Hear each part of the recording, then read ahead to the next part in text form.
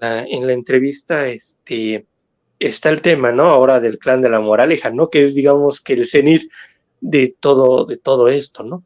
Me llamó mucho la atención cómo comentaste la historia con David Cuevas, y antes de entrar a fondo en este tema, recuerdo que tú querías hablar sobre José L. Sánchez, porque, y ahí como que David Cuevas no te pilló, pero sí vi como que querías hablar sobre José L. Sánchez. José L. Sánchez, como sabrá el público, es un charlatán que va diciendo lo del tema del Bar España, lo del tema de Alcácer, va repitiendo los mismos nombres que se hablaron en el programa del Mississippi.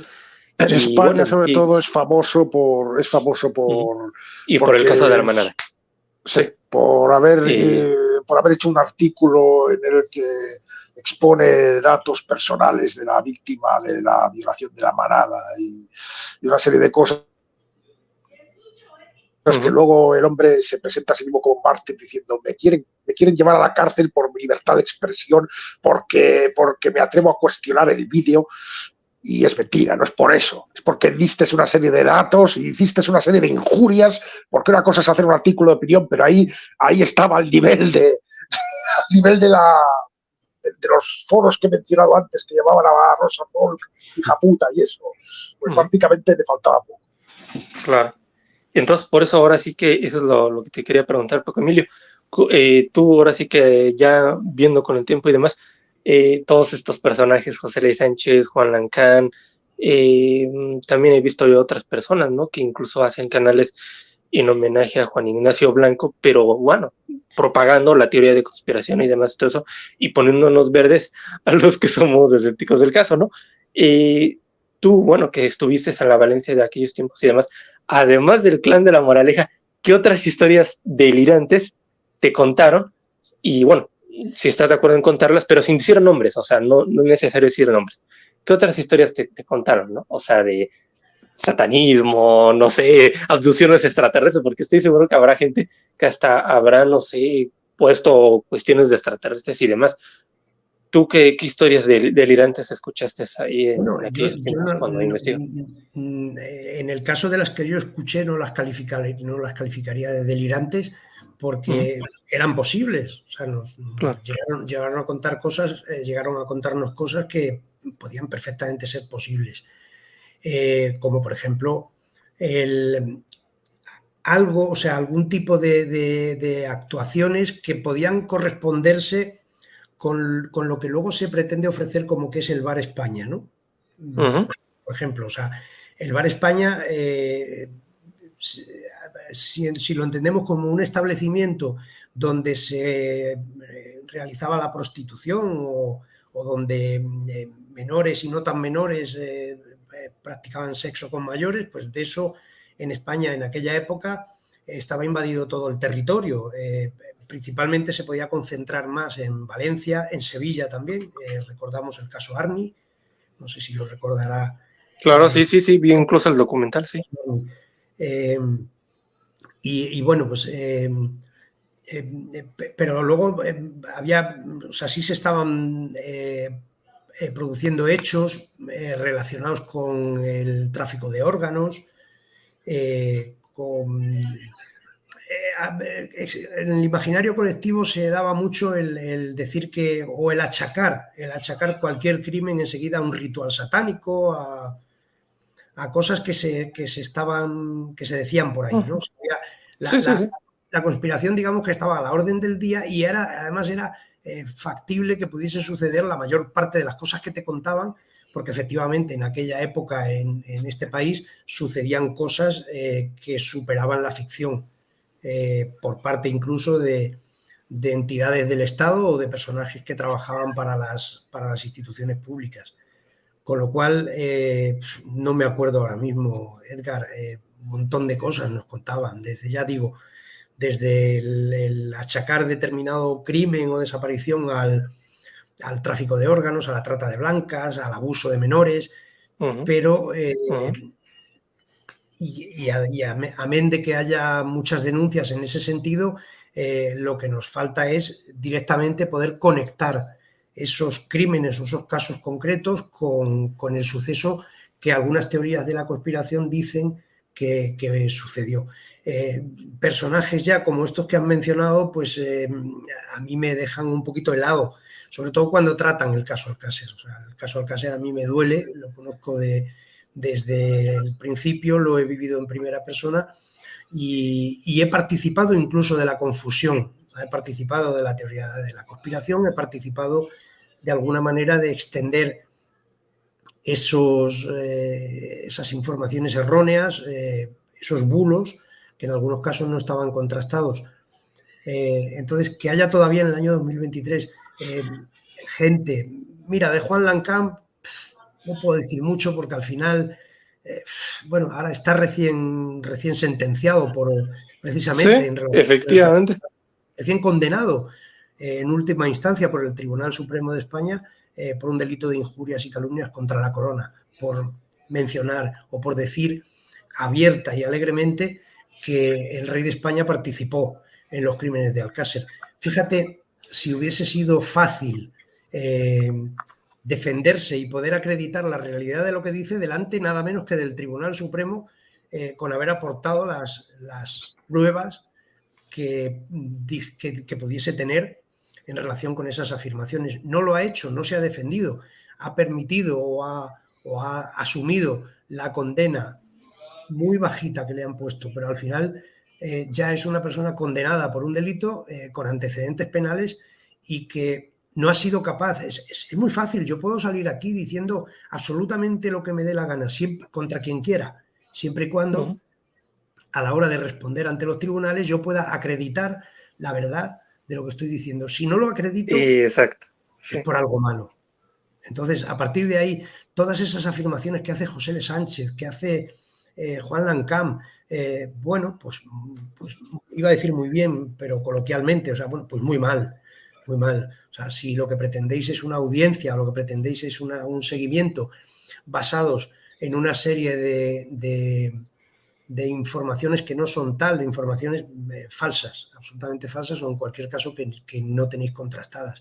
Pues nosotros también, en su época, en su día, en ese programa que tenemos ahí del Mississippi, también decíamos cosas que eran indebidas y que no podíamos acreditar, pero nosotros ya pagamos nuestras consecuencias. A partir de ahí, esto que nos sucedió a nosotros ya podía haber servido de aprendizaje para que un señor de mi edad o alrededor de más de 50 años que pueda tener José L. Sánchez y llamándose periodista, haga cosas que no debe hacer ningún periodista, nadie en general, pero ningún periodista en particular. Claro, comprendo. Y bueno, entrando ahora sí que el tema de este dossier, ¿no? Que comentabas tú de donde venía la historia del Clan de la Moraleja. En la revista Interview se decía de que fue una información que vino de José Moisés Rodríguez y Alejandro Zupeña, ¿no? Incluso comentaban en esos artículos como, creo que, si no mal recuerdo, creo que era Alejandro Zupeña, el que tenía una especie como de edificio en donde se rodó la película Tesis de, si no mal recuerdo, Alejandro Amenábar, ¿no? El director, ¿no? Que hizo esa película, ¿no? De Tesis. Incluso después, nuevamente, si no me lo recuerdo, es que soy muy malo para los nombres, es el mismo director también de la misma película esta de Regresión, ¿no? En donde también se habla del pánico satánico, y es muy buenísima, se la recomiendo al público, ¿no? Entonces, estos dos detalles bastan para que le quieran endilgar en el caso Alcácer, incluso prácticamente como que fue él personalmente ahí a no sé qué. Claro. Sí. Fíjate, Alejandro Amenábar, que es, no soy un gran seguidor de sus trabajos, pero por el reconocimiento público que tiene, creo que es un gran director. O es un gran director, y lo que acaba de decir David, basta con que esa persona tenga ese interés mediático para poder vincularlo. O sea, aquí lo que se produce, yo lo del Clan de la Moraleja y todo eso vino después. La información que manejábamos entonces era distinta, o sea, era que una de las personas a las que habíamos mencionado en la famosa lista de nombres que se dio en el programa de Pepe Navarro, en este caso era el productor cinematográfico José Luis Bermúdez de Castro, se decía, o nos contaron, nos quisieron contar, que en el garaje de su casa, no miento, precisamente era otro de los personajes, que en el garaje de su casa se habían rodado las escenas de la película Tesis de Alejandro Amenábar. Todo esto, sí, eso. Todo esto al final permitía, con los ingredientes del momento, tanto con los reales como con los cinematográficos, con los ingredientes del momento, formar una teoría perfecta, o sea, para que conjugase con el crimen de Alcácer. Crimen mediático, crimen puntero, vídeo snaf, política, poder, o sea, todo eso formaba el caldo de cultivo perfecto para que quien quisiese defender cualquier teoría pudiese ser perfectamente atendido por mucha gente, incluido por nosotros. Cuando digo nosotros, por Fernando García, Juan Ignacio Blanco y un servidor. Y una pregunta, la lista esa de Mississippi, ¿de dónde decía Juan Ignacio Blanco que la había sacado? Porque, a ver, aunque sea solamente por llamar la atención, imagínate, o como los otros personajes o lo que sea, claro, a los que estáis cercanos y tal, tendría que decir de dónde las saca o que tenga algún indicio, ¿no? De que ellos tienen algo que ver. Porque si no, a mí me viene uno al lado, hombre, por mucho que yo confíe en él, le voy a preguntar de dónde viene esa información.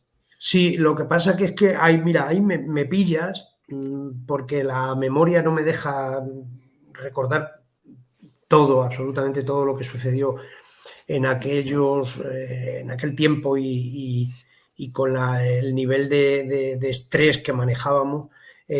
Si no recuerdo mal, ese documento le llega a manos de Fernando García, no de Juan Ignacio Blanco. Juan Ignacio Blanco en ningún momento ofrece ni dice cuál es el origen de la información. Tampoco recuerdo cuando nos la da o cuando empezamos a manejarla. No quiero mentir, o sea, no quiero mentir y ni tampoco quiero inventar en relación con este asunto, pero cuando a mi conocimiento llega la existencia de ese papel, de ese documento, donde relatan una serie de hechos, una serie de sucesos y nos dan la lista de esos nombres, supongo, y quiero recordar que yo pregunté el origen y si no recuerdo mal fue Fernando García quien dijo, me lo ha dado X, ¿quién? No recuerdo, un periodista, un policía, no lo recuerdo la verdad. Pero a partir de ahí lo que se hace es manejar ese documento, utilizar ese documento, pero en ningún momento, ya te digo, ni Juan Ignacio cuenta el origen ni mi pensamiento en ese momento es que ese documento puede tener... Ciertamente yo no le daba absoluta fiabilidad porque no nos daba datos concretos, era un poco como decir, toma, ahí tenéis esto, si queréis investigarlo, lo investigáis. De hecho, lo pusimos en manos de las autoridades. Pero lo que no podíamos hacer, y fue la razón de mi cabreo, era exponer ese documento públicamente y mucho menos dando los nombres de las personas que estaban incluidas en el mismo en una televisión pública con una máxima audiencia en relación con el crimen de Alcácer. ¿Ese fue el primer desengaño al principio? Bueno, se pudieron dar otros cuantos pequeñitos, ¿no? Así más de cuestiones de egos y esas cosas que pudieran haber aparecido por ahí. Pero eso para mí fue, primero, una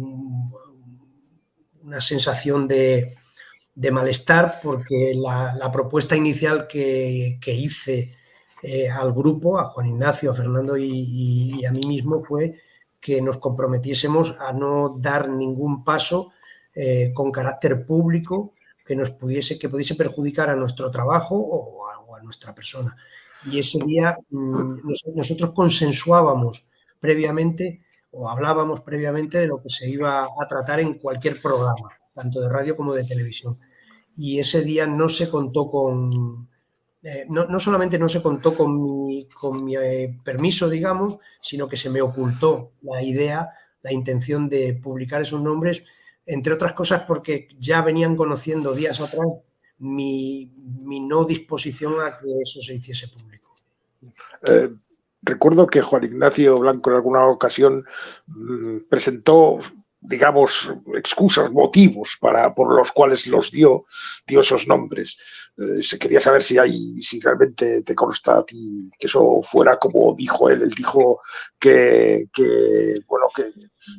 había hablado con un alto mando que le dijo, que le aseguró algo así como que iban a investigar esos nombres y tal. Sí, y que Sí, estaba frunciendo un poquito así el ceño porque no sabía un poco por dónde iba. Sí, nosotros pusimos esa documentación, ese dossier, nosotros lo pusimos en manos de las autoridades, tanto del Ministerio del Interior como de las más altas instancias de la Guardia Civil. Y efectivamente, una de las razones por las que mis compañeros decidieron dar el paso de publicarlo es porque precisamente se había cortado el hilo de comunicación entre nosotros y la Dirección General de la Guardia Civil para que se pudiese investigar en general el caso. O sea, pero nosotros pusimos en conocimiento de las Pero fue tan contundente como explicó Blanco, que explicó que un alto mando de la Guardia Civil le garantizó que en una semana tendrían respuesta y a la semana siguiente. Sí. Correcto, sí. No miente en ese sentido. Digo el nombre, además, el general jefe de investigación e información de la Guardia Civil, la máxima autoridad uniformada de esta institución policial, don Pedro Muñoz, fue la persona con la que nos sentamos, que estuvimos sentados en una reunión en su despacho en la Dirección General de la Guardia Civil en Madrid, acompañados por un delegado del Ministerio del Interior para nuestra causa, y a nosotros se nos aseguró que se pondrían manos a la obra, que trabajarían, que nos volveríamos a reunir para que pudiésemos aportarles toda la documentación y toda la información que nosotros habíamos recabado como equipo de investigación particular. Y se rompió esa comunicación, efectivamente. Muchas gracias. Y iba a comentarle a Paco Emilio de que, bueno, antes de proseguir, porque iba a preguntarle sobre lo de Antonio Herrera, incluso en el chat de YouTube están preguntando eso, pero antes de eso te iba a preguntar, Paco Emilio, y nada más dime si sí o no, bueno, o explícame cómo es. Entonces, digamos que podemos descartar de que tú recibieras historias de lo del tema del Bar España. Bueno, que lo del Bar España es año 97, 98, 99, pero bueno, en los años subsiguientes, digamos que no había ningún tipo de relación entre el crimen y las cosas que pasaban en el Bar España, ¿no? En la actualidad, Bar Mediterráneo, ¿no? No había absolutamente nada, incluso... Lo que ha sucedido unos años después es que se ha abierto el bar de las redes sociales y hemos empezado a colaborar todos, cada uno con nuestra propia cosecha, claro. Y hemos devuelto el sensacionalismo más extremo que se pretendió erradicar de alguna manera con las televisiones privadas y públicas, porque al final las públicas también terminaron cayendo en el mismo error. Y a partir de ahí, pues es muy fácil, ¿no? O sea, abrir la ventana de Internet y ponernos a divulgar. Cuanta más burradas digamos, más audiencia vamos a tener, de algún modo. Entonces, si yo me convierto ahora mismo en uno de esos conspiradores, yo podría ser un personaje extraordinario desde el punto de vista mediático y en determinados grupos, si me atreviese a salir en tu programa o en cualquier otro diciendo que sí, que efectivamente, que esto es una cuestión de poder, que el rey de España, y quién mejor que yo que he estado en el sitio para poder decirlo, y sigo y adelante y uno y otro hasta que un día venga un señor, me denuncie, como ha sucedido con la fiscalía, que ha hecho con Juan Lancam, de denunciarle por injurias a la corona, por atreverse a decir nada menos que el rey de España había tenido participación en el crimen de Alcácer. Y que dé gracias, Juan Lancam, que dé gracias a que buena parte de las personas a las que él señala no le han denunciado, porque si no se iba a juntar con unos cuantos delitos de injurias y calumnias. Entre ellas, José Luis Moreno. Llegó a decir que José Luis Moreno estaba implicado. O Mario Conde, que tenía relación con la ocultación de los cadáveres, en fin. Pilar Miró también, la pobre mujer. Cuanto más alto, como decía el delegado de gobierno de Valencia. Cuanto más alto apuntes, mejor, más audiencia. Y luego, si esa audiencia además se traduce en pedir bizum, pues estupendo, fíjate. Y algo que quisiera decirle a Fernando García, seguramente no va a ver este programa, ¿no? Pero Paco, ahora sí que si le puedes comentar a él esta idea que yo tengo, ¿no? Ahora sí que le envío un abrazo muy, muy, muy fuerte, primero que todo, ¿no? Un abrazo muy fuerte desde México. Y quiero decirle algo, ¿no? Y es que pienso yo que debería él buscar a inglés. Comprendo que él no apoya la explicación del tema de lo de inglés, pero bueno, en la actualidad existe tecnología para encontrar incluso a personas que son difíciles de encontrar, ¿no? ¿A qué me refiero? En los Estados Unidos hay un homicidio muy famoso que se llama The Golden State Killer, ¿no? Que bueno, sé, Paco, que te gusta el tema de la crónica negra, lo buscas en internet, incluso hay un documental en la HBO, y ahora sí que es un tema muy interesante. En Crónicas de Nantucket también hicimos un monográfico del tema. Resumiéndolo mucho, era un asesino que actuó en los 70 y en los 80 y nunca se le pilló, pero eso sí dejó un montón de ADN, ¿no? Pero su ADN no aparecía en las bases de datos de California, ¿no? Porque él actuó en California. Pasaron los años, incluso una periodista se obsesionó con el caso, la periodista murió, ahora sí que ya no vio la resolución del caso ni nada por el estilo, murió de causas naturales, pero no vio la resolución del caso. Hasta que llegó una chica que es genetista, ella utilizó las bases de datos de esas páginas web de quiero saber mi origen, ¿no? Quiero saber si tengo un 1% de no sé qué, ¿no? De chino o de africano o de italiano y demás, ¿no? Entonces esas páginas web que se empezaron a popularizar en YouTube de dónde vengo y demás, todo eso, se empezaron a llenar de datos de personas y se empezaron a crear árboles genealógicos en línea, ¿no? Entonces ella utilizó esos datos, usó el ADN de este asesino y lo encontró, ¿no? Y encontraron al asesino ahí cocinando un pollo y haciendo un señor de la tercera edad, prácticamente un anciano, ¿no? Fue juzgado y en la actualidad pues ya fue condenado, ¿no? Y no sería buena idea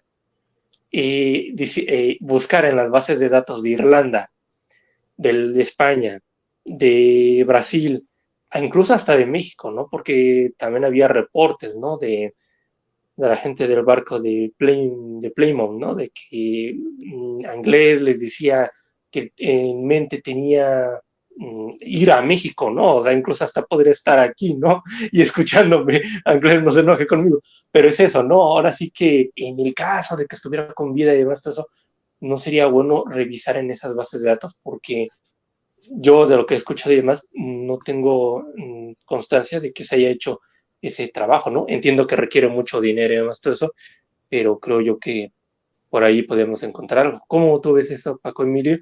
Y bueno, por favor, coménteselo a Fernando, no sé cómo lo ve. Bueno, con Fernando yo la última conversación que tuve fue precisamente ayer o antes de ayer. Fernando es un hombre ya de una determinada edad, ha sufrido mucho con este caso y sigue sufriendo porque es una herida que está sin cerrar. Entonces, obviamente, realmente él cualquier iniciativa tendente a esclarecer lo que sucedió y quiénes son los responsables, lógicamente la aprueba. Pero a partir de ahí, él tampoco está en una posición en la actualidad de tomar esa iniciativa, ¿no? De ser, digamos, el líder del movimiento.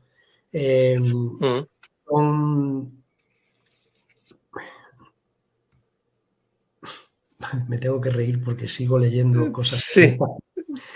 No le he puesto porque no es censura ni nada por el estilo, no pero para que no te distraiga, Paco. O sea, algunos buscan, insisto, Ana Capri, ponte en contacto conmigo, tenemos una conversación abiertamente por WhatsApp, como tú quieras. Y te dice toda mi vida en verso, pero no. Dice ella o él o no sé qué sea, que se va a poner también en contacto conmigo por privado. Yo lo voy a poner a Anja Capri como condición hablar por teléfono. Quiero primero saber si es mujer. Punto número 1. Porque también aquí luego en mi canal también, bueno, seguramente Caracol lo ubicará o lo ubicará. hay una tal Ariadna, que no sé si es Ariadna o Ariadno o de género fluido, no lo sé. Pero yo lo que quiero es saber, por lo menos saber si es hombre o mujer, ¿no? O sea, en mi caso, por ejemplo, yo no estoy mostrando la cara aquí de nuestro, pero la gente ya más cercana a mí sabe quién soy, ¿no? Soy un mexicano con aspecto de oriental, ¿no? O sea, no es un gran descubrimiento, pero por lo menos saben que soy un hombre y un reptiliano. Voy a decir una cosa porque sé hasta dónde llegan sus capacidades. Claro. Si le ofreces a Ana Capri conectar contigo de viva voz, ya no vale el ofrecimiento. Ella solo acepta que tú recibas su información y que la des por buena. En mayúsculas ahí, Paco, es completamente falso. Ponlo. Que yo dijera esa desafortunada frase sobre Fernando García y te confunde de persona una vez más, pero bueno, estoy acostumbrada. Yo no sé a qué frase de Fernando García te refieres en concreto. Creo que no he hecho mención a nada relacionado contigo y con Fernando García. Pero bueno, si tú le ofreces, si tú le abres el canal, ella te va a dar toda la información que ella quiere y tienes que darla por buena porque no se puede rebatir. No se puede rebatir porque dice que no está dispuesta digamos, a ofrecer su identidad así gratuitamente, pero sí a dar por culo continuamente. Ana, entonces... A ver, yo me comprometo de que no voy a grabar a ella ni nada por el estilo, sino que hablemos en privado y ya que me cuente su versión, que a ver, volvemos a lo mismo. Ella o él apoya la versión oficial, yo también estoy a favor de la versión oficial. Fíjate que si quisiese, porque tú quieres saber si es hombre o mujer. Sí. Y yo te puedo decir que si no se pusiese ella al teléfono, hay más mujeres en su casa. Con lo cual puede responder a otra mujer y hacer. Claro, sí. Su mamá o su hermana me responde. Vale. Y bueno, tiene razón este chico que se llama Oswald Spengler. Dice, ¿por qué es tan importante para mí? Pues sí, tiene razón. Así que retomamos el tema. Sí. Porque me disperso. Sí, adelante. La historia de Antonio Herrero, ¿no? Recuerdo que, bueno, por ejemplo, no sé si conoces el expediente Royuela, es otro bulo más de la historia de España y demás, todo eso. Ahora sí que es primo hermano de Quanon de Estados Unidos. El expediente Royuela, muy extendido por Juan Lancam. Efectivamente. Por José L. Sánchez. Y José L. Sánchez, sí. Y razón por la que ya en su día penaron y están volviendo a penar nuevamente la familia Royuela. A mí, yo puedo decir que haga cada uno de su capa un sayo siempre y cuando luego afronte la responsabilidad. O sea, si tú te atreves a abrir un canal de YouTube y durante el tiempo que te dejen, durante el tiempo que te permitan verter una serie de acusaciones gravísimas, fíjate que es impensable que haya una persona o dos personas que puedan estar afirmando que un fiscal y que una serie de autoridades están falsificando documentación, etcétera, etcétera, etcétera, etcétera, durante mucho tiempo. O sea, tú desde tu casa le estás diciendo a la opinión pública, a la que te sigue, que al final será masa y será masa importante, le estás diciendo que las autoridades de tu país son absolutamente corruptas y hasta peligrosas.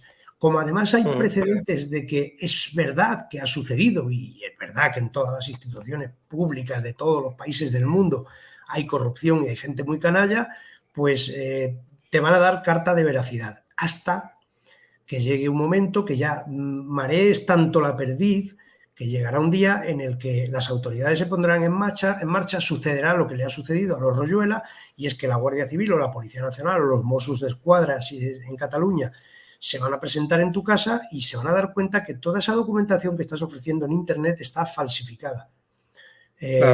A partir de ahí ya se te cae la historia. Quien luego quiera salir, que luego quiera reaparecer José L. Sánchez otra vez en la puerta de la audiencia diciendo la injusticia que se va a cometer con los Royuela y tal y cual, bueno, pues venga, sigue si quieres ahí, y vuelta la burra al trigo, y vuelta la burra al trigo.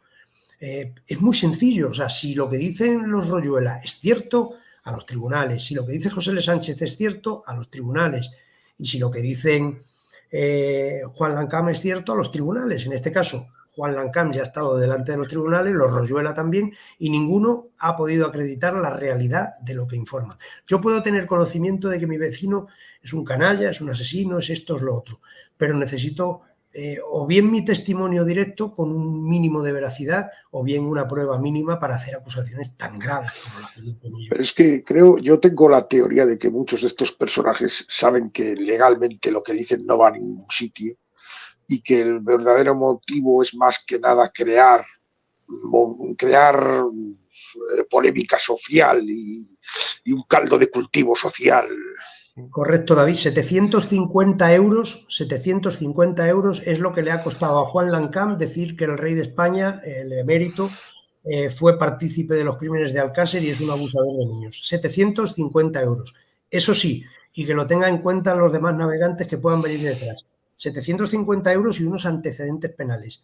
Que si tú continúas con esa trayectoria, al final te va a salir muchísimo más caro, vas a estar embargado de por vida y te puede costar la cárcel. Y en la cárcel te pueden cantar las verdades del barquero. Luego, si quieres, vete a contar allí lo que cuentas a esta opinión pública, que además muchos seguimos ciegamente. O sea, me encanta la gente que tiene espíritu crítico.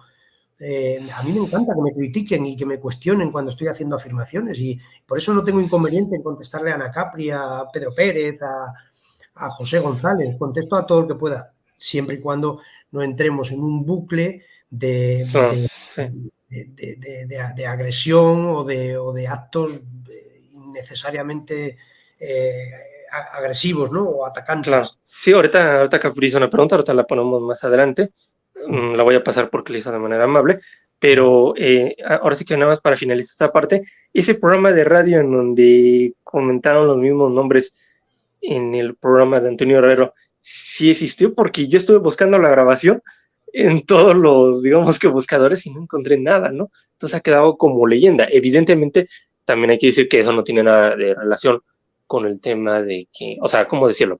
Antonio Herrero no fue asesinado por el tema del Alcácer y tampoco por el expediente Royola, ¿no? Porque en el expediente Royola dicen que Mena lo mató y en el caso del Alcácer que lo mataron por este programa en donde Juan Ignacio Blanco dio los nombres, ¿no?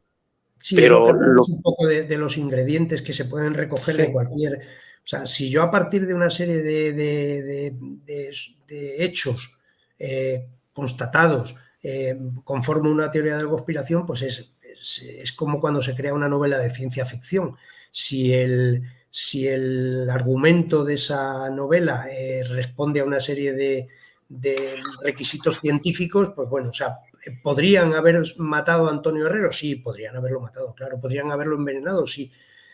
No se ha demostrado nada de eso. Antonio Herrero falleció mientras hacía submarinismo, creo que era por Málaga, no estoy seguro, Málaga, Almería, y no se ha podido acreditar. ¿Que podía haber sucedido? Sí, que lo podían haber envenenado también, era muy de la época. Pero por cuestiones políticas, ¿no? Porque tengo entendido de que él...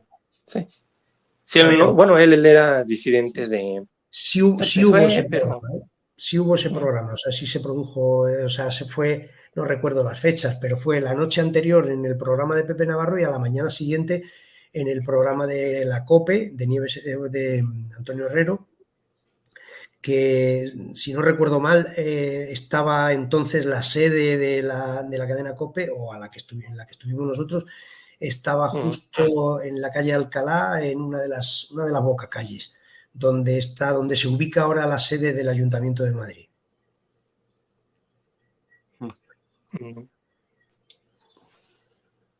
Sí, ahora sí que es eso, ¿no? Ahí queda la aclaración. Ojalá alguien encontrara, ¿no? Ese audio, pues, por lo menos para escucharlo y saber qué dijeron y demás, todo eso, ¿no?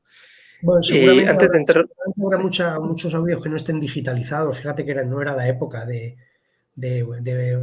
o sea, en el archivo tiene que estar.